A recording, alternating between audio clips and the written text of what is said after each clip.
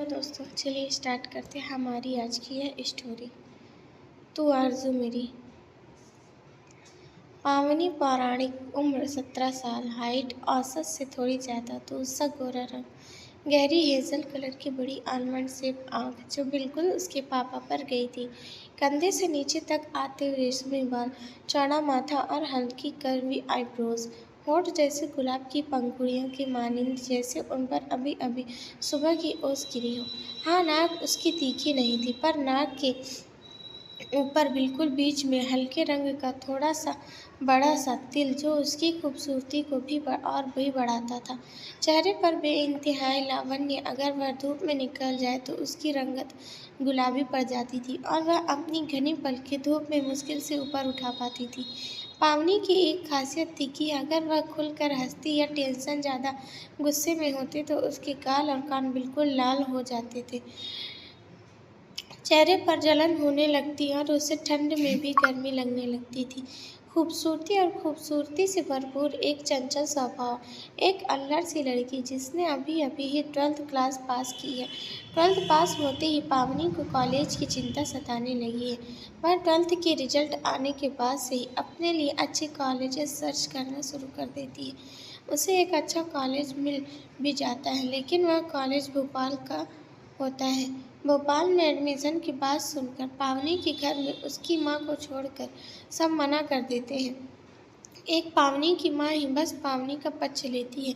अभी भी पावनी अपने पापा को भोपाल जाने के लिए मना रही है।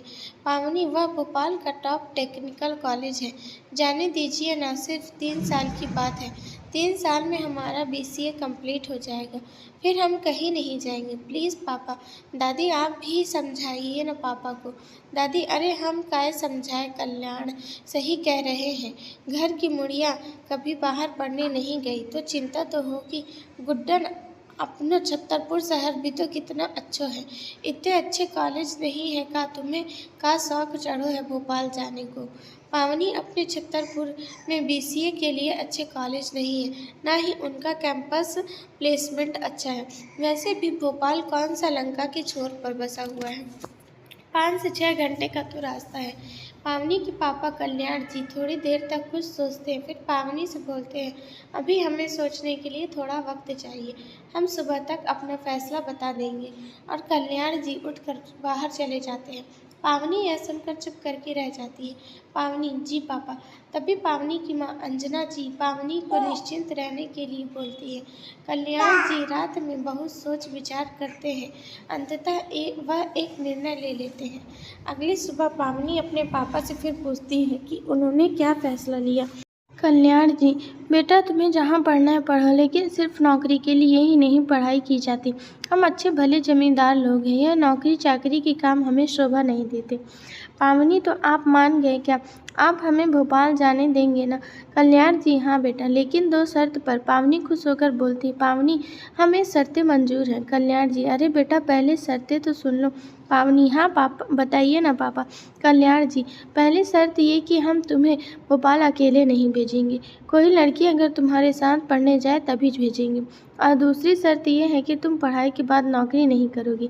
पावनी, अरे यह क्या पापा, दूसरी शर्त तो पहले से ही हमें मंजूर है, अभी हमारा मन नहीं जॉब करने का, लेकिन पहली शर्त के लिए लड़की कहाँ से लाएं? कल्याण जी, कुछ भी करो लेकिन अकेले नहीं जाने देंगे। और वैसे तुम्हारी कोई फ्रेंड्स नहीं जा रही क्या?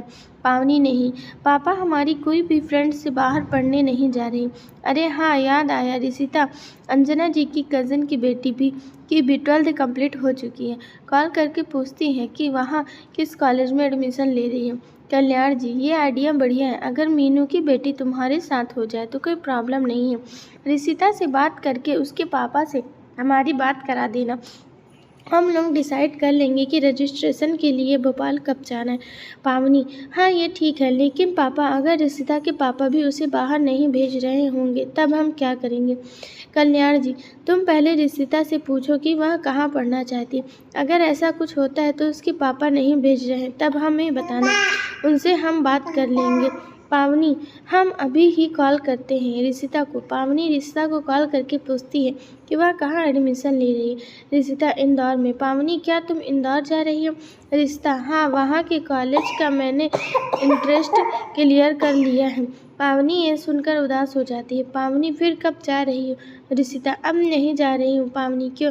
रिशिता, पापा ने मना कर दिया, कह रहे हैं इंदौर बहुत दूर है और वहाँ मुझे अकेले नहीं भेजेंगे। पावनी, ओह तेरी, अब क्या करोगी तुम? रिशिता, अब भोपाल की कॉलेजेस देख रही हूँ, पर शायद ही पापा मानेंगे।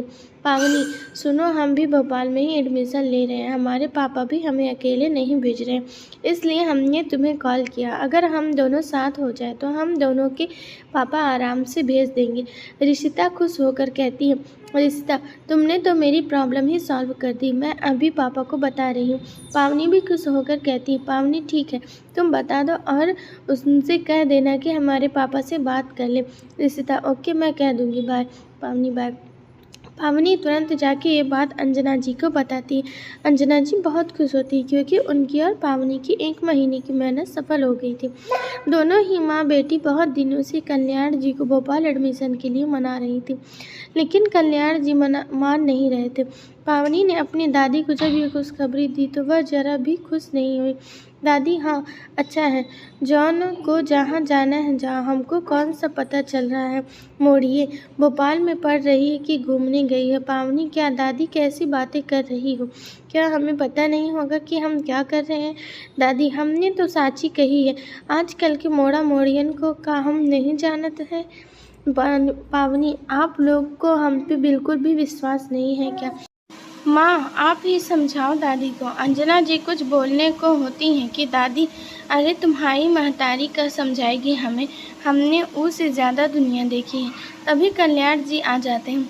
कल्याण जी, रिशिता के पापा से मेरी बात हो गई है, उन्होंने कहा है कि अगर दोनों बच्चियाँ साथ होंगी तो उन्हें कोई प्रॉब्लम नहीं है। 2 दिन बाद भोपाल जाना है दोनों को रजिस्ट्रेशन के लिए। पावनी, जाओ बेटा, अपने ज़रूरी डॉक्यूमेंट्स रख लो। पावनी खुश होकर खिलखिलाते हुए कमरे में चली गई। पावनी के रूम में जाने के बाद दादी फिर शुरू हो गई। दादी, तुम कैसे मान गए कल्याण अपनी मोड़ी को परदेश पहुंचाने के लाने? अरे मोड़ी के हाथ पीले करने की उम्र में उनको कलेक्टरानी काहे बना रहे हो?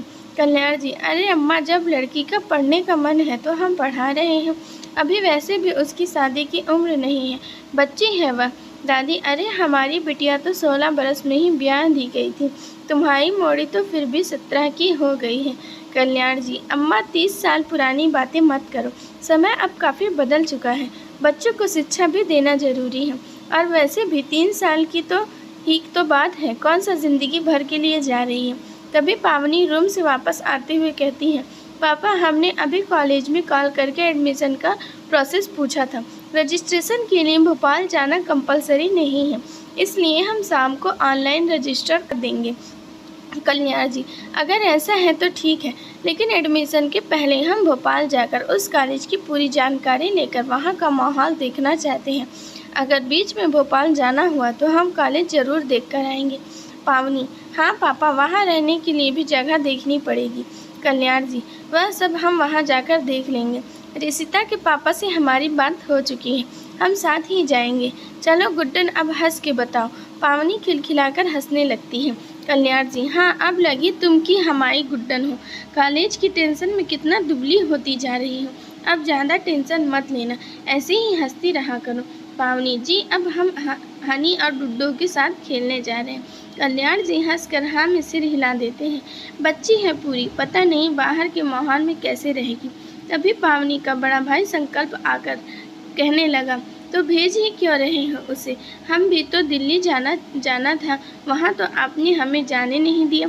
कल्याण जी, अच्छा, दिल्ली जाकर कौन सी फैक्ट्री में मजदूरी करते तुम, पढ़ाई का तो तुम्हारी अता पता नहीं है कि क्या कर रहे हो, ये बताओ। पिछले साल तो तुमने बताया था कि फाइनल ईयर में हो, अब एकदम से कैसे घाटी लुढ़क कर सेकेंड ईयर में आ गए।